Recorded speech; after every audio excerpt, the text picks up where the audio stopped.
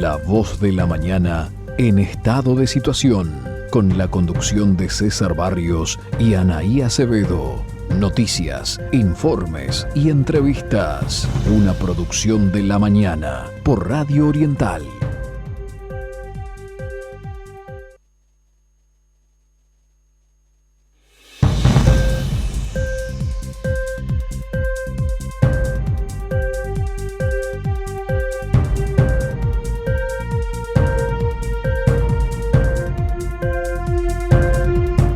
Titulares.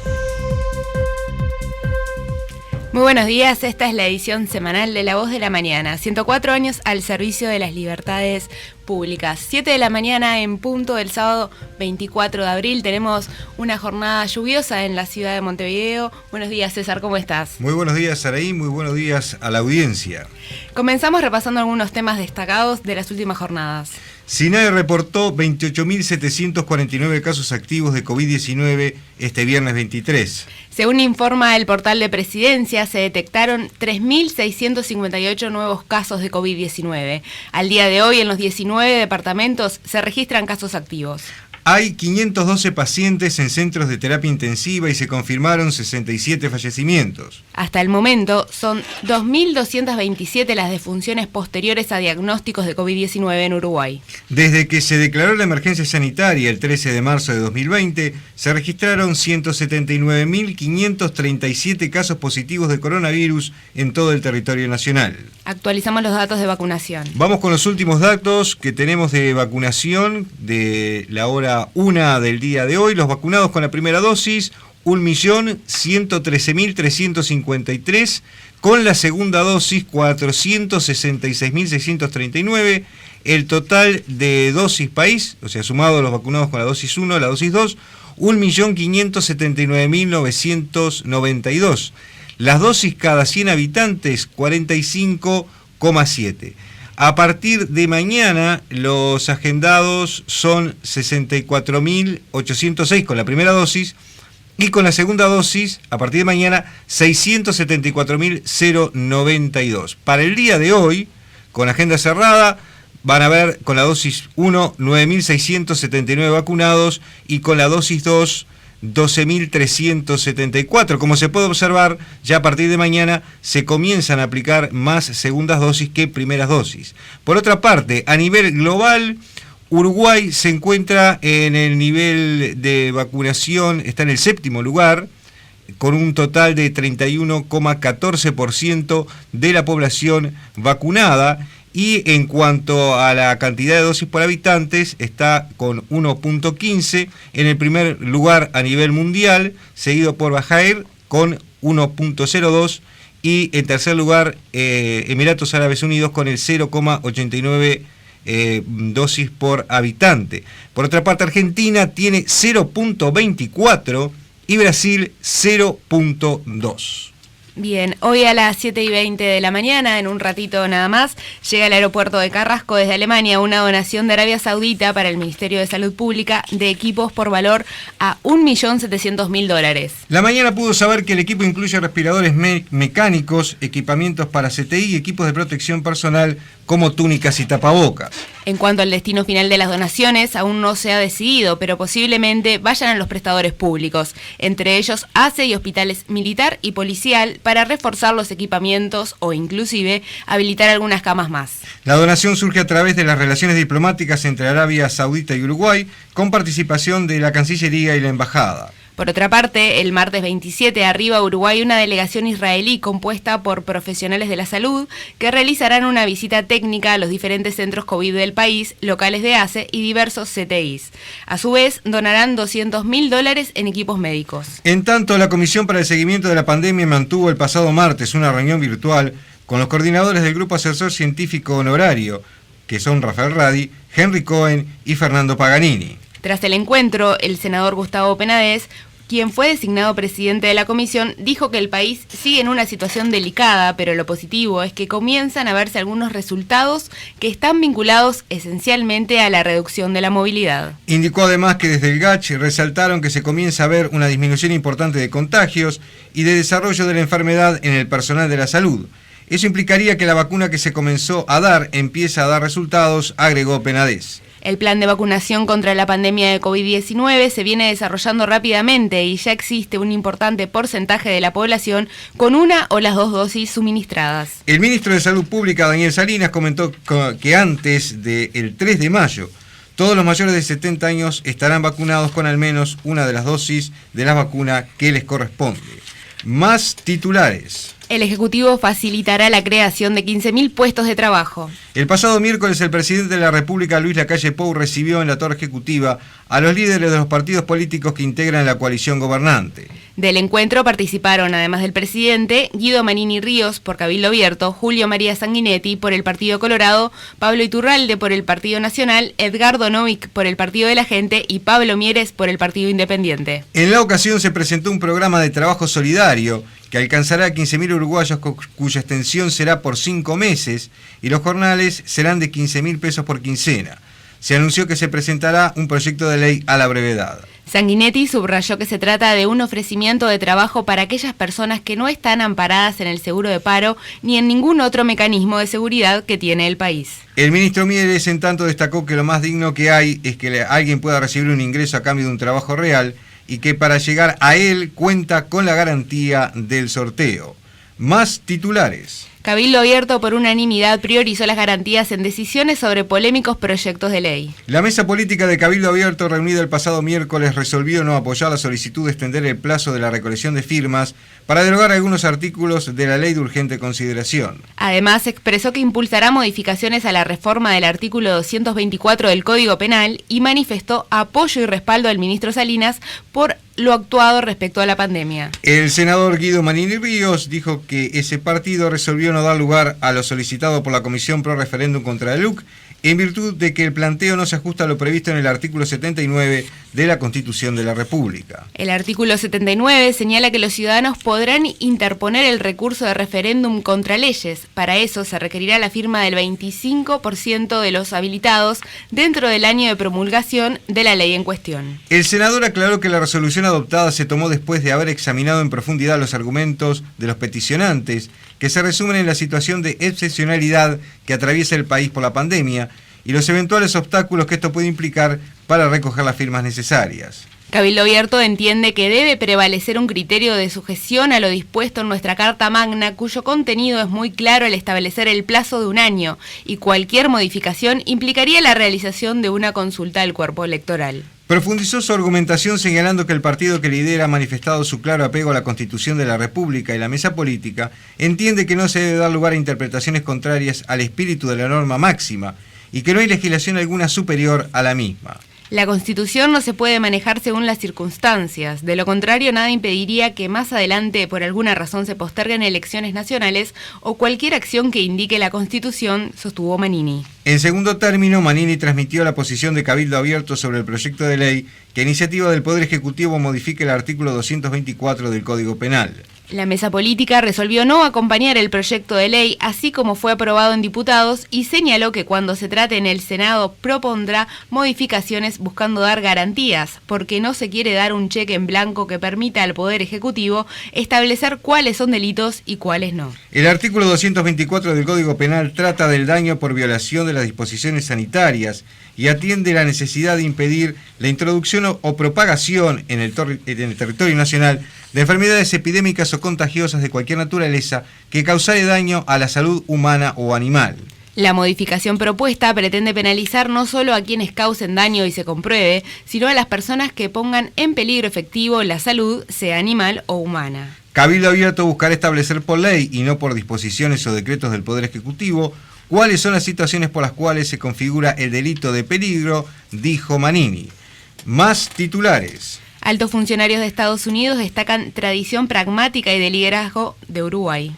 Una serie de visitas de importantes funcionarios norteamericanos a nuestro país pusieron sobre la mesa temas como la cooperación en seguridad regional, las operaciones de paz y el combate al narcotráfico. A pesar que aún no se ha designado embajador de Estados Unidos en Uruguay, la nueva administración apunta a reforzar lazos siguiendo su estrategia hemisférica. Primero se dio la visita de la delegación del Comando Sur de Estados Unidos encabezada por el almirante Craig Faller, comandante de este mando conjunto, y luego la visita de Yuri Chung, subsecretaria interina para Asuntos del Hemisferio Occidental, y también de Juan Gómez, asistente especial del presidente Joe Biden.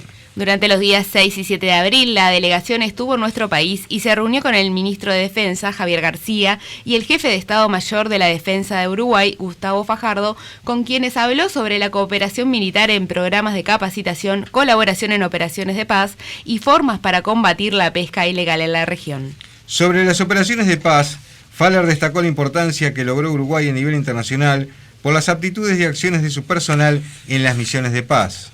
Sobre posibles donaciones, el ministro García afirmó que se iniciaron acciones para conseguir 3 patrulleros fluviales, vehículos blindados y un helicóptero. Una semana después, Chung y González llegaron a Uruguay y, acorde a la página de presidencia de Uruguay, la misión estadounidense incluyó temas como pandemia de coronavirus, la seguridad regional e internacional y la crisis climática. Consultado respecto a cómo serán los mecanismos para combatir el narcotráfico a nivel mundial, González afirmó que el impacto del narcotráfico en la región es resultado de la demanda de Estados Unidos y que mucha de la droga que pasa por Argentina y Uruguay tiene como destino a Europa y África. Informa en ese sentido que se realizaron reuniones con el equipo de seguridad nacional del presidente y que abre una ruta de trabajo entre ambos países que se reunirán en Washington para anunciar avances concretos en temas de seguridad. Vamos con más titulares. El Ministerio de Vivienda y Ordenamiento Territorial advierte sobre riesgos de amparos como medio para conseguir viviendas. 3 fallos judiciales ordenaron al Ministerio otorgar viviendas a familias de un asentamiento que ocupaban un predio.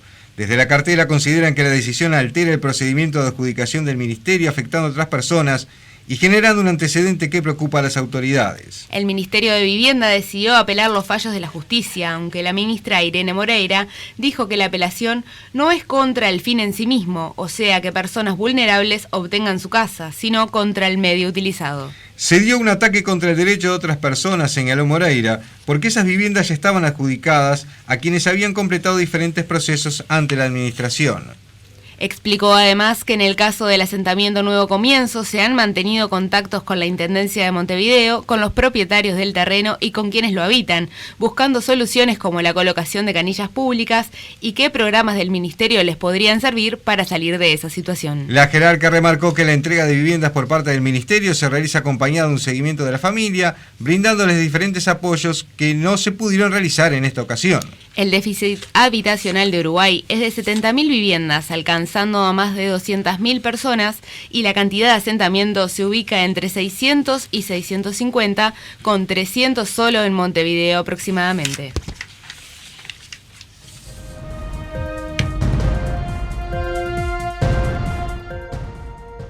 El informe de la semana. Ahora sí damos paso al informe de la semana. En este caso vamos a referirnos a las nuevas medidas económicas anunciadas por el gobierno en conferencia de prensa a través de varios ministros. Desde el comienzo de la emergencia sanitaria, el gobierno nacional ha venido tomando medidas de diferente índole de manera de intentar abarcar a los más perjudicados y sostener los niveles de empleo y actividad. El pasado 2 de marzo, el presidente Luis Lacalle Pou afirmó ante la Asamblea General que se promoverían nuevas acciones para sostener a las pequeñas y medianas empresas, siguiendo un reclamo que nació entre los socios de la coalición. En esa línea, este martes 20 de abril, 5 ministerios presentaron una batería de medidas económicas con el fin de apoyar a los sectores más afectados por la crisis. La instancia fue encabezada por la ministra de Economía, Susana Arbeleche, acompañada por el ministro de Desarrollo Social, Pablo Bartol, de Turismo, Germán Cardoso, de Trabajo y Seguridad Social, Pablo Mieres, y de Industrias, Omar Paganini. La ministra de Economía aseguró que debido a las nuevas medidas, exoneraciones e incentivos, el monto del fondo de coronavirus ascendió a $900 millones para este año. Entre las medidas económicas y tributarias, Arbeleche aseguró que para todas las empresas de turismo, transporte, educación, cultura y deportes habrá una exoneración del 100% de los aportes patronales y jubilatorios al BPS durante el primer semestre de este año, es decir, hasta junio. Respecto a medidas tributarias, aseguró que habrá una exoneración de IRAE mínimo mensual, también durante el primer semestre. También habrá exoneración de los anticipos del impuesto al patrimonio. En cuanto al acceso al crédito, sigue vigente el SIGA Turismo y se amplía además para todos los sectores más afectados. Se brindan algunos instrumentos adicionales para otorgar liquidez a través de la Agencia Nacional de Desarrollo, especialmente para el sector de transporte escolar y turístico, clubes deportivos, salones de fiestas y eventos y gastronomía. Escuchamos ahora algunos fragmentos de la participación de la ministra Arbeleche. Luego de haber compartido lo que es el monto total de gastos que tenemos asignados para hacer frente a la pandemia, que eran unos 540 millones de dólares, lo que conocemos con el nombre de Fondo Coronavirus, se fueron agregando distintas medidas tributarias, exoneraciones, subsidios, y en este momento el total del Fondo Coronavirus estimado para este año es de 900 millones de dólares. Esas son las estimaciones que tenemos en este momento. Vamos a anunciar hoy apoyo entonces para aquellos sectores que han sido más castigados por la pandemia. Nos estamos refiriendo al sector turismo, alojamiento, los sectores de alojamiento, gastronomía, transporte turístico, las excursiones, las agencias de viaje, las tiendas libres de impuestos que se encuentran en la frontera, que conocemos con el nombre de free shops. También el sector de fiestas, eventos, ferias y congresos, y nos estamos refiriendo no solamente a los organizadores de estos eventos, sino también a los proveedores de estas organizaciones. Los DJs, sonidistas, fotógrafo, camarógrafo, iluminador, etc. También uno de los sectores damnificados por la pandemia es el sector transporte, y estamos pensando en los taxis, en los Uber, en los remises, en las rentadoras de autos, en las concesionarias de los aeropuertos, en los transportes fluviales y marítimos. Las actividades que están vinculadas a la presencialidad de las clases, tanto a nivel de jardines, de primaria, secundaria y también universitarios, que con las medidas tomadas a fines de marzo de suspender la presencialidad de las clases se han visto afectadas. Y estamos pensando en el transporte escolar, básicamente, y en las cantinas de todos estos centros educativos. Otro sector que desde el inicio ha sido afectado y con las últimas medidas de restricción todavía más, es el sector de cultura y esparcimiento. Estamos pensando en las salas de cines, en los teatros, en las empresas de distribución cinematográfica, etc. Y finalmente el sector de deporte, y estamos pensando en los gimnasios y en los clubes deportivos. Por su parte, el ministro Paganini indicó que para hoteles, salones de eventos y gastronomía se extiende a 16 cuotas el pago del adeudado a cobrarse a partir de septiembre de 2021. Además, para la hotelería, gastronomía, instituciones culturales, agencias de viaje y salones de fiestas, independientemente del consumo, se descuenta el 100% del cargo fijo y potencial hasta junio de 2021. También se exonerará del pago del cargo fijo de la línea telefónica de Antel a empresas de hotelería, gastronomía, turismo y salones de fiesta. A su turno, Mieres anunció la vigencia de un seguro de paro flexible con respecto a las condiciones para acceder a él. Los trabajadores mensuales podrán acceder teniendo solo un mes de trabajo y no 6 como se daba hasta ahora. Para los jornaleros se pasó de 75 jornales a 12 y para aquellos que sean dependientes de las empresas afectadas tendrá una duración de 6 meses. También se establece un subsidio para trabajadores informales, sin ingresos o con ingresos mínimos, referidos a la cultura, deportes y turismo. Será un subsidio temporal de 3 meses de 7.305 pesos por mes y se estima que serán unas 8.000 personas las beneficiarias. Por su parte, Bartol aseguró que se dará continuidad a los apoyos establecidos previamente para los sectores informales de muy bajos ingresos y las medidas que se habían tomado para abril y mayo se extienden hasta junio. Entre las medidas más recientes se duplicó el monto de la tarjeta Uruguay Social, así como el monto de las asignaciones, Plan de Equidad, y la entrega de canastas especiales de 1.200 pesos.